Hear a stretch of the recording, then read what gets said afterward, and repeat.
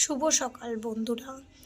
তো কলি চলে এসছে ওর শেরু মামা, ওর সোহম মামা ও পিয়ম মামার কাছে বাদরকে সঙ্গে নিয়ে। এই বাদরটা ওর নতুন সঙ্গী হয়েছে।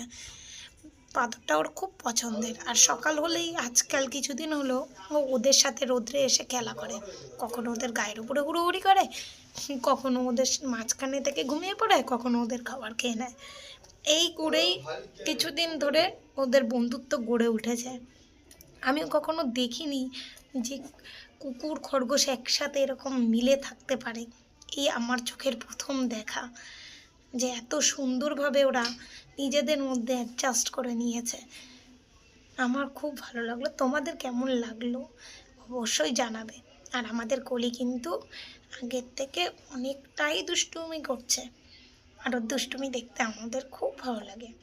আমরা এই ফার্স্ট কুকুর রেখেছি, তা জানোই তো ওকে আমরা কেন নিয়ে এসেছিলাম, নাহলে ওর মার কাছে থাকলে আজকে আর আমরা ওকে জীবিত দেখতে পারতাম না। ওই দেখো ওই দেখো, শুরু করে দিয়েছে ওদের সাথে দুষ্টুমি। ওরা চুপচাপ বসে থাকতেই দেবে না, তাহলে ও ওদেরকে উঠিয়ে দেবে। ওরা তো জানোই একটু শান্ত প্রাণী, ঘুমোতে আর খেতে ভালোবাসে। কিন্তু ও গিয়ে ওদের মাঝখানে, কেন ঘুমোবে, কেন ওঠো আমার সাথে খেলা করো, এই রকম করতে ভালোবাসে।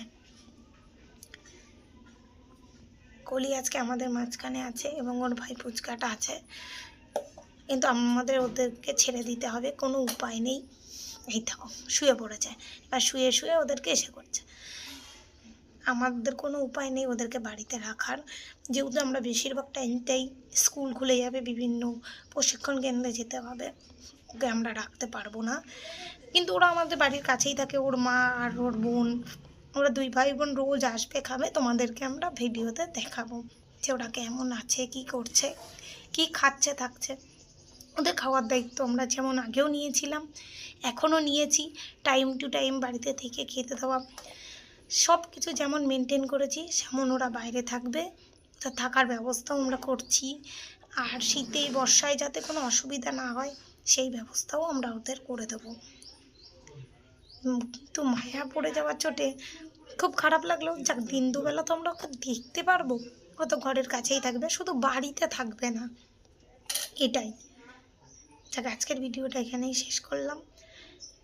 কলির দুষ্টুমি চলছে এখনও।